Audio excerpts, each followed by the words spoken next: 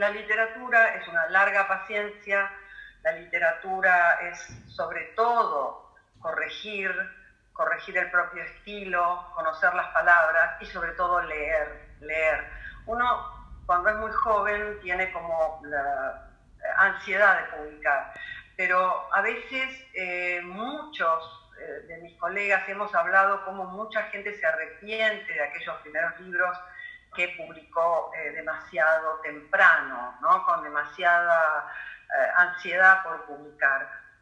Creo que un escritor, lo mejor que le puede pasar, tenga 20 o 50 o 80 años, es querer que el texto valga, que valga para el otro, para el lector. Entonces, que valga, ¿qué quiere decir? Que encuentre su forma, que tenga buen lenguaje, que sea original, que tenga buenas ideas, es decir, que pase que sortee todas esas cuestiones que el lector inmediatamente se va a preguntar cuando lea algo, sea cuento, novela, poesía, teatro.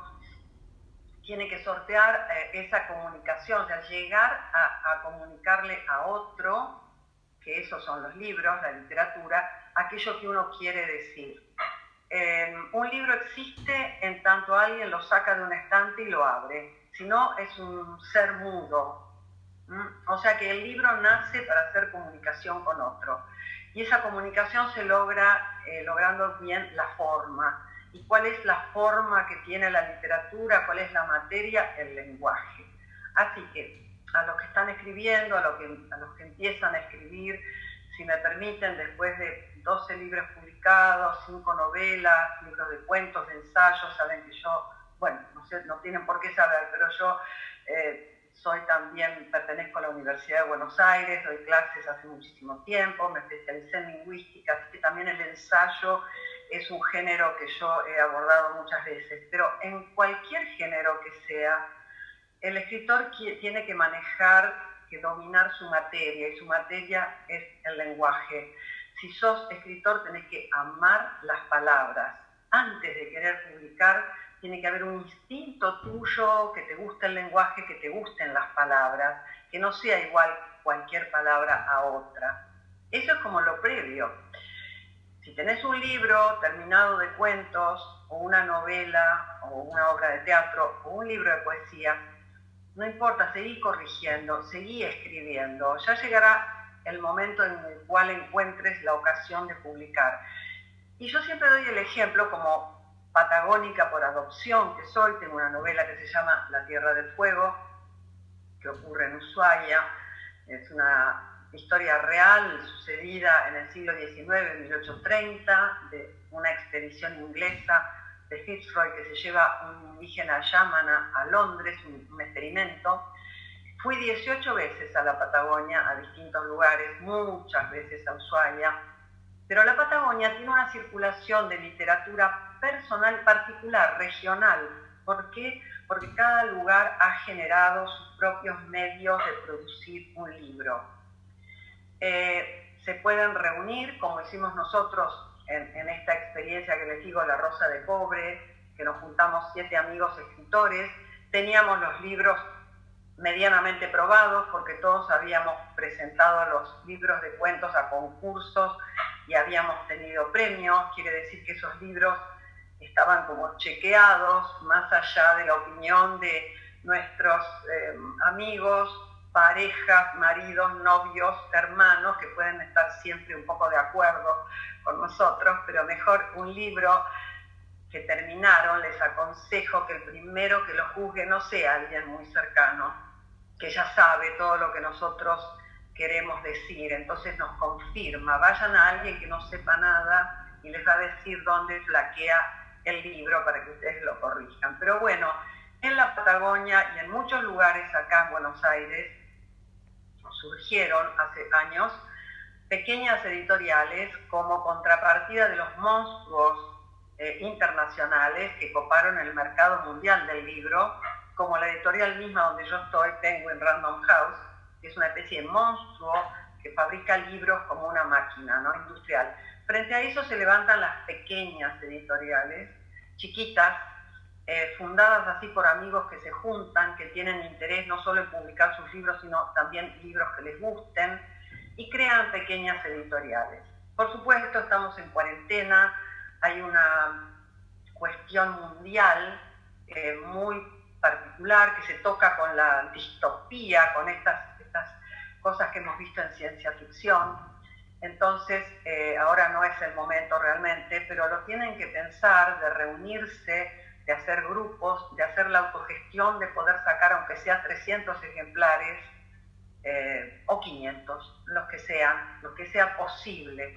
El libro es un objeto caro en este momento, sobre todo para las pequeñas editoriales, pero ese es el consejo que puedo darles, porque llegar a las altas editoriales hoy es imposible, por la sencilla razón de que la industria del libro está muy abajo, ya antes de la pandemia estaba muy abajo, y están difícilmente recibiendo libros nuevos o autores nuevos.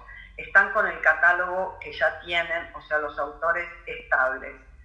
Así que no sé si esto les servirá o no. Posiblemente los vea, bueno, estoy mirando la hora, los vea, tal vez hay una propuesta para hacer un pequeño cursillo de mi parte vía Zoom en Junín. Estoy entusiasmada con ese proyecto, ya se lo haré saber a Javier si se da, sería de 2 encuentros y bueno, por ahora era esto, pero una última cosa, y después voy a leer un párrafo de un libro. No hay escritor sin lector, así de sencillo. Si a ustedes no les gusta leer, dedíquense a otra cosa, pero bien se los digo, no pierdan tiempo, porque la escritura lleva mucho trabajo.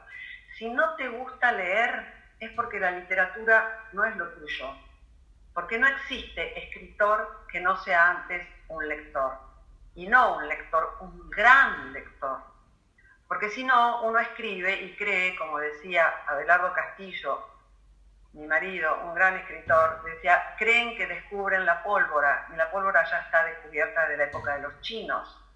Entonces, mejor enterarse de lo que se ha hecho en literatura y leer a nuestros inmensos escritores como Borges, como Cortázar, como Bioy, como Silvino Campo, como los grandes escritores de los años 60, Abelardo mismo, Ricardo Piglia. Es decir, hay una literatura argentina extraordinaria, no solo del siglo XX, sino del siglo XIX. Tienen que leerlo. Si son cuentistas, lean a cuentistas. Si son novelistas, lean a novelistas. Pero lean los clásicos. Eso les va a dar una plataforma desde donde escribir. Y a propósito de las lecturas, yo publiqué un libro no hace mucho, que es este, se llama La vida invisible, que es mi autobiografía como lectora. Yo me recuerdo a los 12 años en Junín y en Los Toldos, donde transcurrió mi infancia, en estos 2 lugares, leyendo lo que viniera, historietas, revistas, literatura. Tuve la suerte de tener una biblioteca a mi alcance y leí todo. Leí Borges, Cortázar, Sábato, cuando tenía 15 años, cuando estaba en el secundario. No entendía todo lo que leía, pero no importa. Leí Robinson Crusoe, que fue mi marca total. No me gustaban tanto los libros para chicas. Entonces, este libro es una especie de autobiografía como lectora. Cómo empecé yo a escribir, cómo seguí escribiendo, cuáles fueron los libros que me marcaron en la vida, como lectora y como escritora. Y voy a leer solamente el primer párrafo, cómo empieza. Este capítulo se llama Infancia y Descubrimiento. Muy pronto en mi vida, la frase es de Marguerite Duras, supe, no con la razón, sino como se saben las cosas de la naturaleza, que yo vivía 2 vidas, una visible y otra invisible. En la vida visible estaban mis padres, mi hermana, mi casa, la escuela. La vida invisible empezaba y terminaba con la lectura. En ella convivían ballenas blancas, castillos de Escocia, momias y pirámides, los caballeros del rey Arturo, un hombre naufragado en una isla desierta. No es, sin embargo, el nombre para un mundo imaginario infantil. El universo paralelo de la vida invisible continuó en el tiempo y llega hasta hoy como un espacio donde toman forma y se relacionan personajes, paisajes e ideas. un lugar mítico, idealista, especulativo, que fue forjando una versión cambiante de mí misma y que se extendió y complejizó a medida de que fui creciendo como lectora. En los años de infancia, las dos partes tenían la misma intensidad. Por momentos, la vida invisible era más poderosa que la otra y me atraía a su centro con una fuerza de la que me era difícil escapar. Te estamos hablando, repetían. Leía con los ojos y con el cuerpo, no respondía, estaba en babia. Este es el primer párrafo de La vida invisible. La vida invisible es la vida como lector para mí, la vida que van forjando los libros dentro de vos, dentro de cada uno. No tenés necesariamente que ser escritor. Cada lector va acumulando en su memoria lo que le dejan los libros, y eso para mí es la vida invisible. Bueno, les mando un beso a todos, a mi familia de Junín, mi hermana, mis sobrinos, a todos mis amigos y amigas. Y bueno, gracias Javier y un beso para todos. Hasta pronto.